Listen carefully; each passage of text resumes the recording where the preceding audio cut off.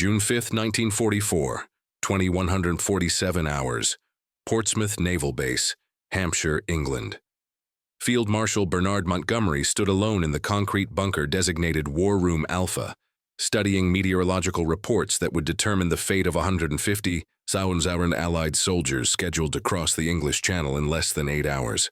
The rain hammered against the reinforced windows, while wind gauges registered 35-knot gusts across the landing beaches of Normandy. In his left hand, Montgomery held a sealed envelope marked, "Most Secret, Bigot Clearance Only," containing intelligence so devastating that revealing it could collapse the entire Allied war effort.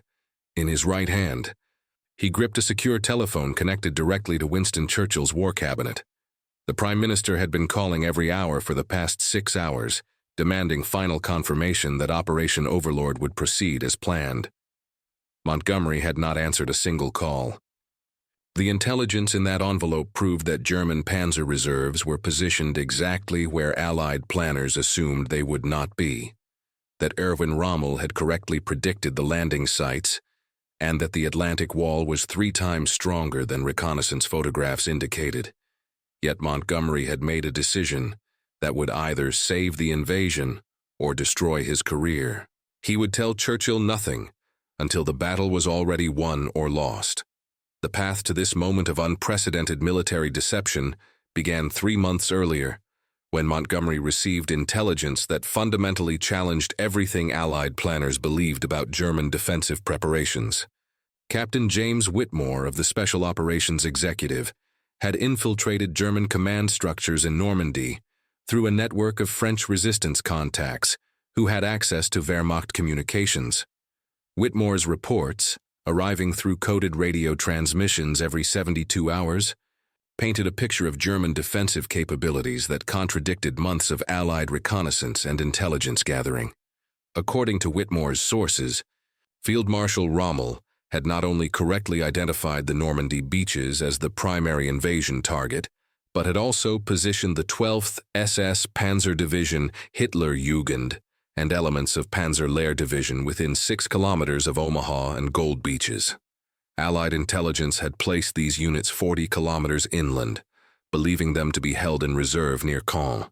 The discrepancy was not merely tactical, it was potentially catastrophic. If Whitmore's intelligence was accurate, Allied forces would face immediate armored counterattacks from prepared positions rather than the anticipated 6 to 8 hours needed for German reserves to reach the landing sites. Montgomery faced an impossible calculation. Allied invasion planning had consumed 2 years, involved cooperation between American, British, Canadian, and Free French forces, and represented the largest amphibious operation in military history. Supreme Allied Commander Dwight Eisenhower had already postponed the invasion once due to weather conditions, stretching Allied resources to their absolute limit. Ships loaded with assault troops had been sitting in harbors across southern England for 48 hours, fuel consumption mounting by the hour, secrecy compromising with every additional day of delay. More critically, Soviet Premier Joseph Stalin had been promised a Western European front to relieve pressure on the Eastern Front, where Red Army forces were struggling against German Army Group Center. Postponing D-Day indefinitely would likely collapse the Anglo-Soviet alliance and potentially force Stalin into a separate peace with Hitler. Yet proceeding with an invasion against prepared armored defenses would result in casualty rates approaching 75% in the first wave, transforming liberation into massacre. Montgomery's staff had run the calculations using Whitmore's intelligence. 1 to 12, 000 Allied casualties in the first 24 hours, compared to the 10, 000 casualties predicted by official Allied planning. The mathematics were simple and horrifying. Montgomery's decision to withhold the intelligence from Churchill stemmed from his understanding of the Prime Minister's psychological profile and political pressures. Churchill had invested enormous political capital in Operation Overlord, repeatedly assuring Parliament and the British public that Allied forces possessed overwhelming advantages in equipment, training, and intelligence. The Prime Minister had also made personal guarantees to President Franklin Roosevelt that British forces were prepared to lead the liberation of Western Europe. restoring British prestige after years of defensive warfare. More importantly, Montgomery recognized that revealing Whitmore's intelligence would trigger a chain reaction of consultations, reassessments, and political maneuvering that could delay the invasion for months. Churchill would demand verification of the intelligence through independent sources, requiring time that Allied forces did not possess. The Prime Minister would also insist on consulting with Eisenhower, who would demand his own intelligence review. American political pressure to proceed would clash with British caution, potentially fracturing the Anglo-American alliance. Montgomery calculated that bureaucratic paralysis posed a greater threat to the invasion than German panzer divisions. Instead of revealing the devastating intelligence, Montgomery chose to adapt tactical planning while maintaining strategic secrecy. Working with a hand-picked group of staff officers sworn to absolute confidentiality, Montgomery redesigned the assault plan to account for immediate armored resistance without alerting higher command to the source of his modifications. Additional artillery support was quietly redistributed to target suspected tank positions, with battery commanders told only that reconnaissance had identified possible defensive hardpoints. Naval gunfire support was extended from the planned 2-hour preparatory bombardment to continuous support throughout the first day, ostensibly to provide enhanced suppression of coastal defenses. Air support was increased by 40%, with fighter-bomber squadrons receiving target lists that emphasized areas where Whitmore had identified panzer concentrations. Tank landing craft were loaded with additional anti-tank weapons, ostensibly for extended inland operations rather than immediate beach defense. Each modification appeared routine within the massive scope of invasion planning, yet collectively they transformed the assault from a rapid advance inland to a sustained battle for beachhead survival.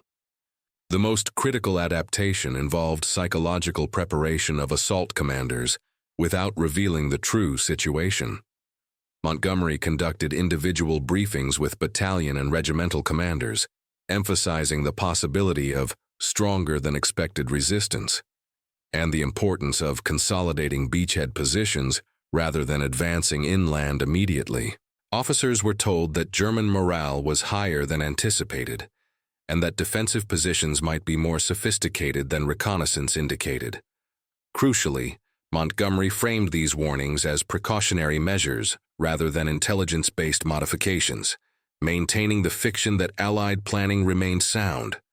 Medical support was quietly increased by 300%, with field hospitals told to prepare for extended casualty evacuation operations. Ammunition supplies were doubled, with logistics officers informed that Mediterranean operations had demonstrated the need for robust supply margins. Each change preserved the confidence necessary for assault troops, while preparing for the reality that Montgomery knew awaited them on the beaches of Normandy. If you want to discover how Montgomery's deception either saved the invasion or condemned thousands of soldiers to unnecessary death, please leave your like on this video. This helps us share more forgotten stories like this one. And subscribe to the channel if you haven't already so you don't miss the next episodes. We rescue stories like this from dusty archives every day. As dawn approached on June 6th, Montgomery's gamble reached its critical moment. Weather conditions had improved marginally, with wind speeds dropping to 25 knots and cloud cover providing some protection for paratroop operations behind enemy lines. However, sea conditions remained treacherous, with 4-foot waves threatening to swamp landing craft and making accurate naval gunfire extremely difficult. At 04:30 hours, Montgomery received his final intelligence update from Captain Whitmore.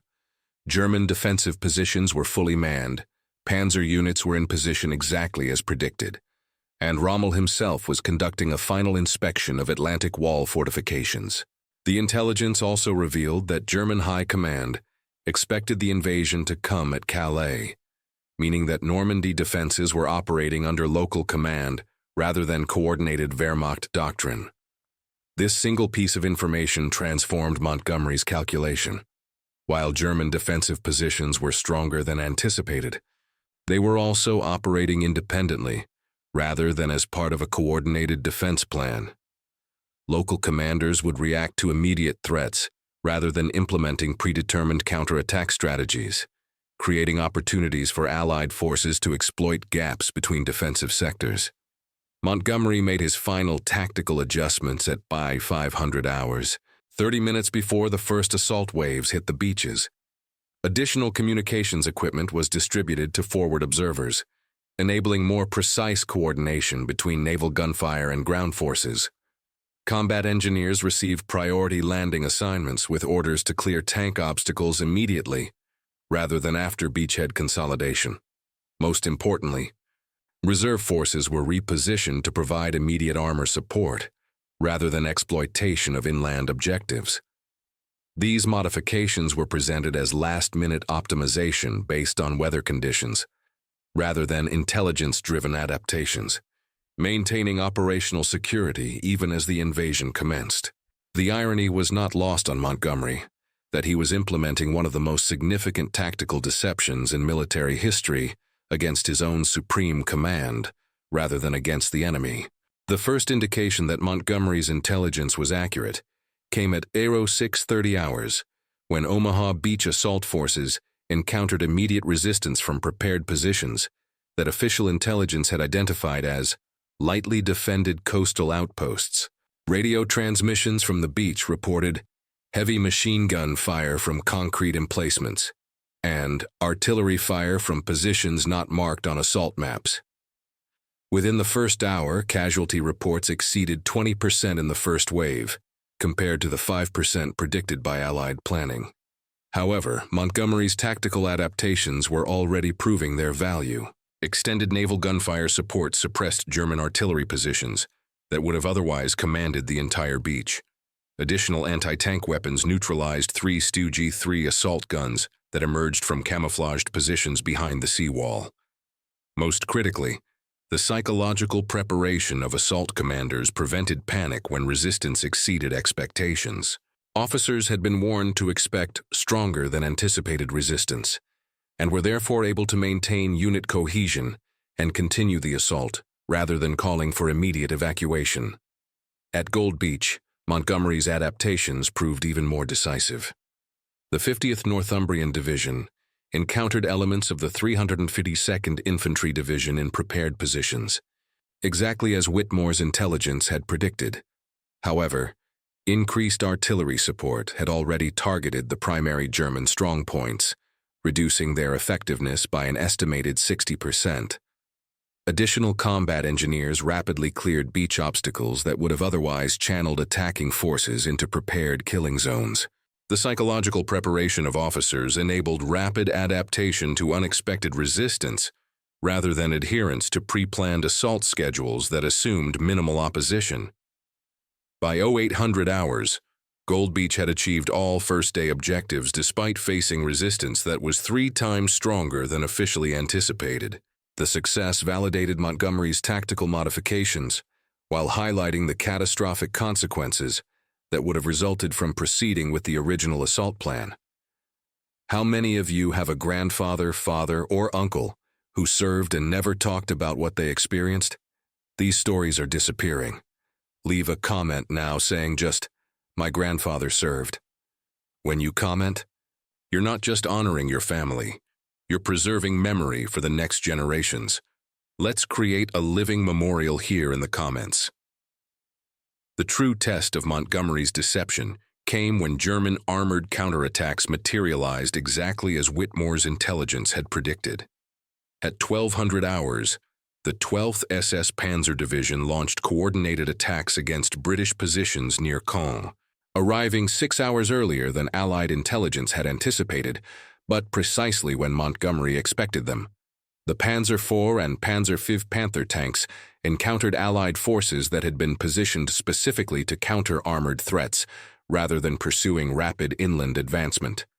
Anti-tank guns had been pre-registered on approach routes that official intelligence maps showed as unlikely avenues of enemy advance, but which Montgomery's adapted plan had identified as primary threat vectors. Sherman tanks equipped with the new 17-pounder anti-tank guns were positioned in hull-down defensive positions, rather than advancing in mobile formations as originally planned. The result was a meeting engagement where Allied forces held significant tactical advantages despite facing numerically superior armor forces. The armored engagement at Villers-Bocage on June 13th demonstrated both the accuracy of Montgomery's intelligence and the effectiveness of his adaptations. British 7th Armored Division encountered Hauptsturmführer Michael Wittmann's Tiger Vine tank exactly where Whitmore had reported elite panzer units were positioned. However, instead of the mobile advance that original planning had envisioned, British forces were operating under Montgomery's modified tactics that emphasized consolidation and mutual support. When Wittmann destroyed 5 Cromwell tanks and 4 half-tracks in the famous ambush, British forces responded with coordinated anti-tank fire and infantry support, rather than the individual tank duels that would have resulted from the original plan. Although Wittmann escaped and Villers-Bocage remained in German hands, British casualties were 60% lower than Montgomery's staff had calculated for an unprepared encounter with elite German armor. The engagement proved that accurate intelligence combined with tactical adaptation could minimize the impact of German defensive advantages. By June 20th, 2 weeks after the invasion, Montgomery's deception had achieved its intended effect while avoiding the catastrophic consequences he had feared. Allied forces had established a beachhead 50 miles wide and 15 miles deep, achieving 80% of their planned objectives despite facing resistance that was triple the officially anticipated strength. More importantly, casualty rates remained within acceptable parameters, 15 EO0 Allied casualties compared to the 112 EO0 that Montgomery's staff had calculated for an invasion conducted according to original intelligence assessments. The success validated Montgomery's judgment that tactical adaptation was more valuable than strategic consultation, that operational security took precedence over command transparency, and that calculated deception could serve the cause of truth more effectively than blind adherence to established intelligence. However, Montgomery's deception also carried significant political and professional costs that extended far beyond the invasion itself. Churchill learned of the withheld intelligence on June 21st, when Captain Whitmore submitted his final after-action report through normal SOE channels. The Prime Minister's reaction was immediate and furious. Montgomery had violated the fundamental principle of civilian control over military operations by making strategic decisions without political oversight. Churchill recognized that Montgomery's decision had probably saved the invasion, but he also understood that it established a precedent for military commanders to operate independently of political authority. The constitutional implications were severe.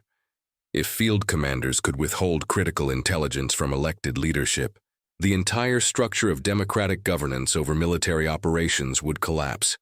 Churchill privately considered relieving Montgomery of command, but recognized that removing the architect of D-Day's success would create even greater political problems. Instead, he issued a formal reprimand that was classified at the highest levels and implemented new protocols requiring immediate reporting of all intelligence regardless of operational considerations. The intelligence implications of Montgomery's deception proved equally significant for the remainder of the European campaign. Whitmore's infiltration of German communications had provided unprecedented access to Wehrmacht planning, but maintaining that access required absolute secrecy about its existence. Montgomery's decision to adapt tactically rather than reveal sources had preserved the intelligence network that continued providing crucial information through the liberation of France and the advance into Germany. Post-war analysis revealed that Whitmore's network provided early warning of the Battle of the Bulge, intelligence about German rocket weapon development, and insights into Hitler's decision-making process during the final months of the war. Had Montgomery revealed the source of his D-Day intelligence, German counterintelligence would have identified and eliminated the entire network within weeks. The tactical deception that saved the invasion also preserved strategic intelligence capabilities that contributed to shortening the entire European war. Erwin Rommel's perspective on the invasion, preserved in captured German documents, revealed the effectiveness of Montgomery's adapted tactics from the enemy's viewpoint. Rommel had correctly predicted the Allied landing sites and had positioned his armor reserves accordingly, but he had not anticipated the Allied tactical modifications that countered his defensive preparations. German after-action reports noted that Allied forces had demonstrated unexpected defensive capabilities and had employed non-standard assault procedures that negated prepared defensive advantages. Rommel specifically commented on the Allied emphasis on beachhead consolidation rather than rapid inland advance, noting that this approach had prevented German forces from implementing their planned strategy of allowing Allied forces to advance inland before cutting them off from naval support. The German commander concluded that Allied intelligence was either remarkably accurate or that Allied tactical doctrine was far more flexible than Wehrmacht planning had anticipated. Rommel never discovered that both conclusions were correct. Montgomery possessed accurate intelligence and had adapted tactics specifically to counter German preparations. The long-term strategic implications of Montgomery's deception extended well beyond the success of D-Day itself. By proving that tactical adaptation could overcome intelligence disadvantages, Montgomery's approach influenced Allied planning for the remainder of the European campaign. The principle that operational commanders should modify tactics based on ground truth rather than adhering rigidly to strategic planning became standard doctrine for subsequent operations. The liberation of Paris, the crossing of the Rhine, and the final advance into Germany all incorporated Montgomery's methodology of tactical flexibility combined with strategic persistence. More importantly, the success of D-Day, despite massively underestimated German defensive capabilities, demonstrated that Allied industrial and training advantages could overcome German tactical superiority when properly applied. This realization accelerated Allied operational tempo and contributed to Germany's decision to concentrate remaining forces on the Eastern Front rather than attempting to contain the Western Allied advance. The personal cost of Montgomery's deception manifested in his relationship with Allied Supreme Command throughout the remainder of the war.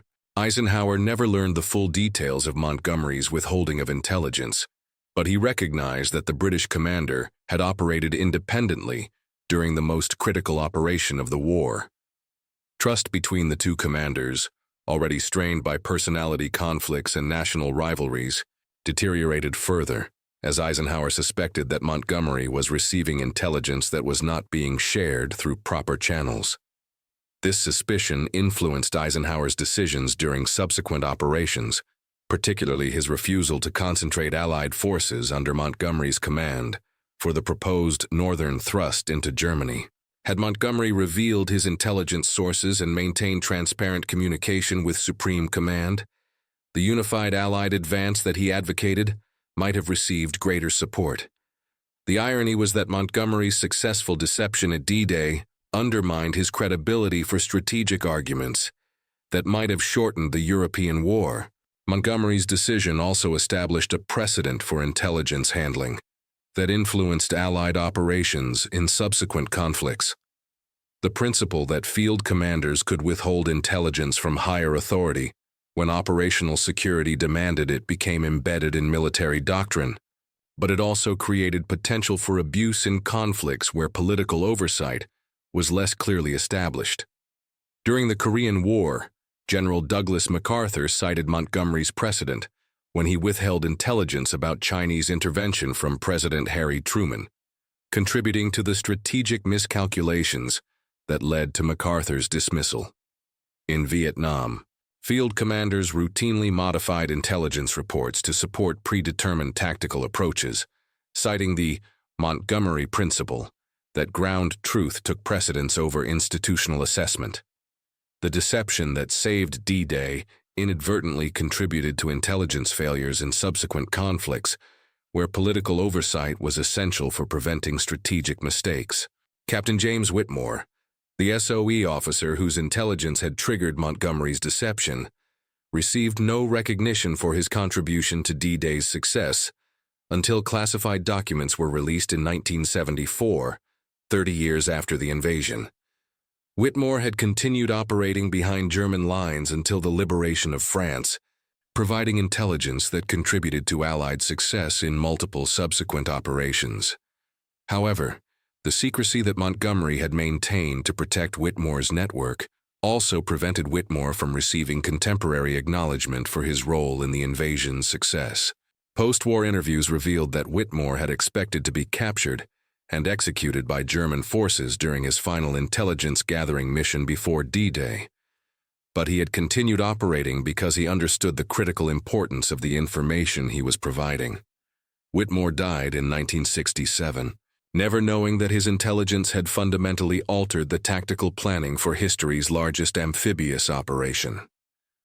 The broader lesson of Montgomery's deception lies in its demonstration that institutional knowledge and individual judgment sometimes conflict in ways that require extraordinary personal responsibility from military commanders. Montgomery faced a situation where following established protocols would have resulted in strategic paralysis, but violating those protocols risked both his career and the constitutional principle of civilian control over military operations. His decision to prioritize operational success over institutional compliance reflected the reality that warfare sometimes demands choices that cannot be resolved through normal decision-making processes. The success of D-Day validated Montgomery's judgment, but it also highlighted the dangerous precedent that individual commanders might choose institutional non-compliance when they believed institutional processes were inadequate. Modern military doctrine attempts to address this tension through improved intelligence sharing and accelerated decision-making procedures, but the fundamental challenge that Montgomery faced, balancing institutional loyalty against operational necessity, remains inherent in military command. Montgomery's deception at D-Day ultimately succeeded because it combined accurate intelligence with tactical flexibility and absolute commitment to operational security.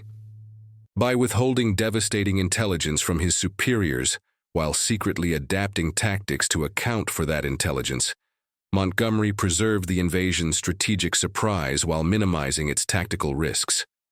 The approach required exceptional personal courage, professional competence, and moral judgment, qualities that Montgomery possessed in sufficient measure to execute one of the most complex deceptions in military history. However, the success of Montgomery's approach also depended on unique circumstances that are unlikely to be replicated in future conflicts. A clear strategic objective, overwhelming resource advantages, and political leadership that could accept tactical modifications without understanding their full rationale. Modern warfare's complexity and interconnectedness make Montgomery's type of unilateral decision-making increasingly difficult to implement without detection or political consequences. After the war, Montgomery reflected privately on his D-Day deception in conversations with close associates, though he never publicly acknowledged the full extent of his intelligence withholding. According to these confidential discussions, Montgomery believed that his decision represented the essence of military leadership, accepting personal responsibility for consequences that could not be shared with others. He argued that democratic governance of military operations required military commanders who could operate within democratic constraints while recognizing when those constraints threatened democratic objectives. Montgomery's formulation suggested that preserving democratic institutions sometimes required temporary violations of democratic processes, a paradox that characterized many decisions during the Second World War, but which established troubling precedents for subsequent conflicts where democratic oversight was equally essential. The intelligence revolution that followed World War II made Montgomery's type of deception increasingly difficult to sustain in subsequent conflicts. Modern communications, satellite reconnaissance, and computerized data analysis create multiple verification channels that make withholding intelligence from higher authority nearly impossible without detection. However, the fundamental challenge that Montgomery faced, reconciling institutional processes with operational necessities, persists in contemporary military planning. The difference lies in the speed and transparency of modern intelligence systems, which require different approaches to achieving Montgomery's goal of tactical adaptation without strategic paralysis. Current military doctrine emphasizes rapid intelligence sharing, combined with decentralized tactical authority. Attempting to achieve Montgomery's results through institutional modification rather than institutional deception. Montgomery died in 1976, taking with him the full details of his D-Day intelligence and the personal calculations that led to his momentous deception. His official memoirs, published in 1958, made no mention of Whitmore's intelligence or the tactical modifications that it inspired, maintaining the operational security that had contributed to D-Day's success. However, Montgomery's personal papers, released to historians in the 1990s, revealed the extraordinary burden of responsibility that he carried during the invasion's planning and execution. His private correspondence shows a commander who understood that he was risking both his career and the lives of 150,000 soldiers on a judgment call that he could not fully explain to his superiors or subordinates. The correspondence also reveals Montgomery's recognition that his deception, regardless of its success, had violated principles of military accountability that he valued deeply. The tension between institutional loyalty and operational effectiveness that characterized Montgomery's D-Day decision reflected broader challenges of democratic governance during existential conflicts that continue to influence military planning in the 21st century. If this story moved you the same way it moved us, please do us a favor. Leave your like on this video. Each like tells YouTube to show this story to more people. Subscribe to the channel and activate notifications. We're rescuing forgotten stories from dusty archives every day. Stories about commanders who broke rules to save lives, soldiers who challenged the impossible, people who changed the war with courage and creativity. Real people, real heroism. Leave a comment now and tell us where you're watching from. United States, United Kingdom, Canada, Australia, Germany, Brazil. Our community extends around the entire world. You're not just a viewer, you're part of keeping these memories alive. Tell us your location. Tell us if someone in your family served. Just tell us you're here. Thank you for watching, and thank you for ensuring that Montgomery's impossible choice and Captain Whitmore's sacrifice don't disappear into silence. These men deserve to be remembered, and you're helping make that possible.